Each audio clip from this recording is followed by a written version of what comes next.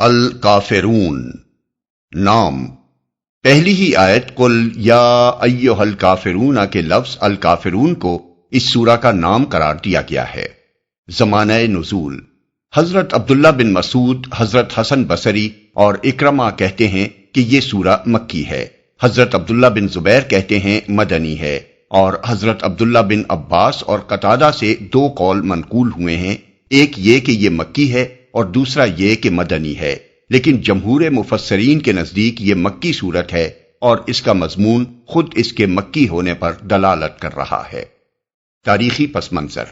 مکہ معظمہ میں ایک دور ایسا گزرا ہے جب نبی صلی اللہ علیہ وسلم کی دعوت اسلام کے خلاف قریش کے مشرک معاشرے میں مخالفت کا طوفان تو برپا ہو چکا تھا، لیکن ابھی قریش کے سردار اس بات سے بالکل مایوس نہیں ہوئے تھے کہ حضور صلی اللہ علیہ وسلم کو کسی نہ کسی طرح مصالحت پر آمادہ کیا جا سکے گا۔ اس لیے وقتاً فوقتاً وہ آپ کے پاس مصالحت کی مختلف تجویزیں لے کر آتے رہتے تھے تاکہ آپ ان میں سے کسی کو مان لیں اور وہ نزاع ختم ہو جائے جو آپ کے اور ان کے درمیان رونما ہو چکی تھی۔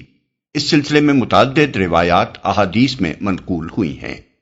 حضرت عبداللہ بن عباس کی روایت ہے کہ قریش کے لوگوں نے رسول اللہ صلی اللہ علیہ وسلم سے کہا، ہم آپ کو اتنا مال دیے دیتے ہیں کہ آپ مکہ کے سب سے زیادہ دولت مند آدمی بن جائیں، آپ جس عورت کو پسند کریں اس سے آپ کی شادی کیے دیتے ہیں، ہم آپ کے پیچھے چلنے کے لیے تیار ہیں، آپ بس ہماری یہ بات مان لیں کہ ہمارے معبودوں کی برائی کرنے سے باز رہیں۔ اگر یہ آپ کو منظور نہیں تو ہم ایک اور تجویز آپ کے سامنے پیش کرتے ہیں جس میں آپ کی بھی بھلائی ہے اور ہماری بھی۔ حضور صلی اللہ علیہ وسلم نے پوچھا وہ کیا ہے؟ انہوں نے کہا، 1 سال آپ ہمارے معبودوں لات اور عزا کی عبادت کریں اور 1 سال ہم آپ کے معبود کی عبادت کریں۔ حضور صلی اللہ علیہ وسلم نے فرمایا، اچھا ٹھہرو، میں دیکھتا ہوں کہ میرے رب کی طرف سے کیا حکم آتا ہے۔ اس کا یہ مطلب نہیں کہ رسول اللہ صلی اللہ علیہ وسلم کسی درجے میں بھی اس تجویز کو قابل قبول کیا مانی، قابل غور بھی سمجھتے تھے، اور آپ نے معاذ اللہ کفار کو یہ جواب اس امید پر دیا تھا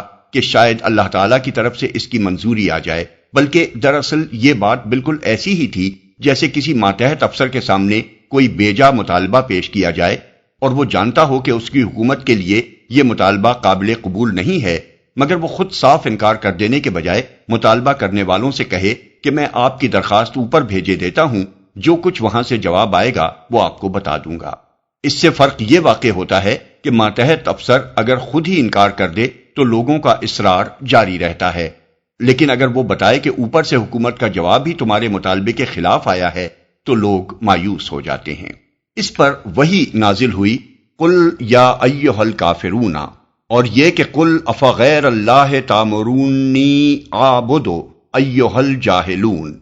الزمر آیت 64۔ ان سے کہو اے نادانو، کیا تم مجھ سے یہ کہتے ہو کہ اللہ کے سوا میں کسی اور کی عبادت کروں؟ ابن جریر، ابن ابی حاتم، طبرانی۔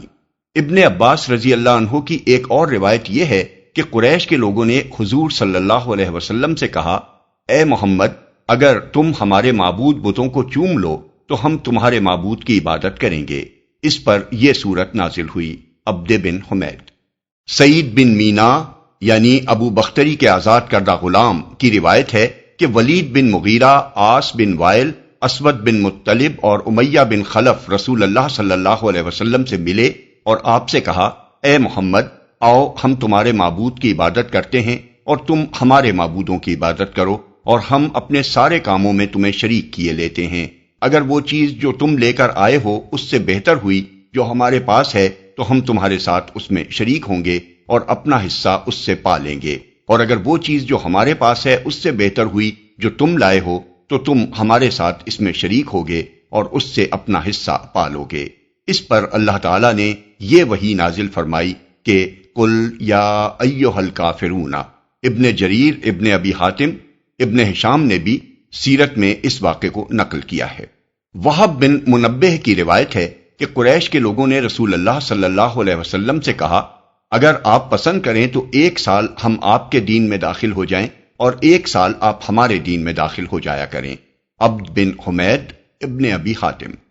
ان روایات سے معلوم ہوتا ہے کہ ایک مرتبہ ایک ہی مجلس میں نہیں بلکہ مختلف اوقات میں مختلف مواقع پر کفار قریش نے حضور صلی اللہ علیہ وسلم کے سامنے اس قسم کی تجویزیں پیش کی تھیں، اور اس بات کی ضرورت تھی کہ ایک دفعہ دو ٹوک جواب دے کر ان کی اس امید کو ہمیشہ کے لیے ختم کر دیا جائے کہ رسول اللہ صلی اللہ علیہ وسلم دین کے معاملے میں کچھ دو اور کچھ لو کے طریقے پر ان سے کوئی مصالحت کریں گے۔ موضوع اور مضمون۔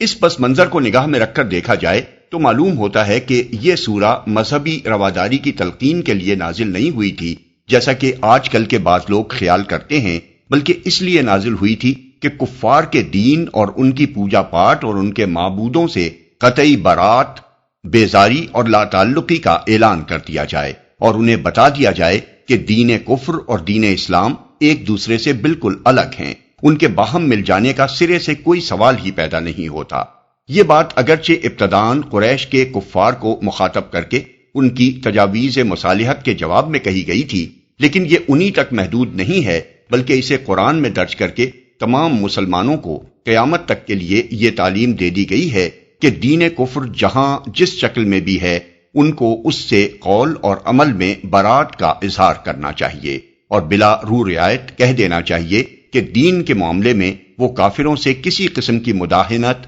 یا مصالحت نہیں کر سکتے۔ اسی لیے یہ سورہ اس وقت بھی پڑھی جاتی رہی جب وہ لوگ مر کھپ گئے تھے جن کی باتوں کے جواب میں اسے نازل فرمایا گیا تھا، اور وہ لوگ بھی مسلمان ہونے کے بعد اسے پڑھتے رہے جو اس کے نزول کے زمانے میں کافر و مشرک تھے، اور ان کے گزر جانے کے صدیوں بعد آج بھی مسلمان اس کو پڑھتے ہیں، کیونکہ کفر اور کافری سے بیزاری اور لا تعلقی ایمان کا دائمی تقاضا ہے۔ رسول اللہ صلی اللہ علیہ وسلم کی نگاہ میں اس سورہ کی کیا اہمیت تھی، اس کا اندازہ ذیل کی چند احادیث سے کیا جا سکتا ہے۔ حضرت عبداللہ بن عمر رضی اللہ عنہ کی روایت ہے کہ میں نے بارہا حضور صلی اللہ علیہ وسلم کو فجر کی نماز سے پہلے اور مغرب کی نماز کے بعد کی 2 رکعتوں میں قل یا ایھا الکافرون اور قل ھو اللہ احد پڑھتے دیکھا ہے۔ اس مضمون کی متعدد روایات کچھ لفظی اختلافات کے ساتھ امام احمد، ترمذی، نسائی، ابن ماجہ، ابن حبان اور ابن مردوے نے ابن عمر رضی اللہ عنہ سے نقل کی ہیں۔ حضرت خباب رضی اللہ عنہ کہتے ہیں کہ نبی صلی اللہ علیہ وسلم نے مجھ سے فرمایا کہ جب تم سونے کے لیے اپنے بستر پر لیٹو تو قل یا ایھا الکافرون پڑھ لیا کرو، اور حضور صلی اللہ علیہ وسلم کا خود بھی یہ طریقہ تھا کہ جب آپ صلی اللہ علیہ وسلم سونے کے لیے لیٹتے تو یہ سورت پڑھ لیا کرتے تھے۔ بزار، طبرانی، ابن مردوے۔ ابن عباس رضی اللہ عنہ کا بیان ہے کہ رسول اللہ صلی اللہ علیہ وسلم نے لوگوں سے فرمایا، میں تمہیں بتاؤں وہ کلمہ جو تم کو شرک سے محفوظ رکھنے والا ہے، وہ یہ ہے کہ سوتے وقت قل یا ایھا الکافرون پڑھ لیا کرو۔ ابو یعلا، طبرانی۔ حضرت انس رضی اللہ عنہ کہتے ہیں کہ رسول اللہ صلی اللہ علیہ وسلم نے حضرت معاذ بن جبل سے فرمایا، سوتے وقت قل یا ایھا الکافرون پڑھ لیا کرو، کیونکہ یہ شرک سے برات ہے۔ بیہقی فی الشعب۔ فردہ بن نوفل اور عبد الرحمن بن نوفل دونوں کا بیان ہے کہ ان کے والد نوفل بن معاویۃ الاشجعی رضی اللہ عنہ نے رسول اللہ صلی اللہ علیہ وسلم سے عرض کیا کہ مجھے کوئی ایسی چیز بتا دیجئے جسے میں سوتے وقت پڑھ لیا کروں۔ آپ نے فرمایا، قل یا ایھا الکافرون آخر تک پڑھ کر سو جایا کرو، کیونکہ یہ شرک سے برات ہے۔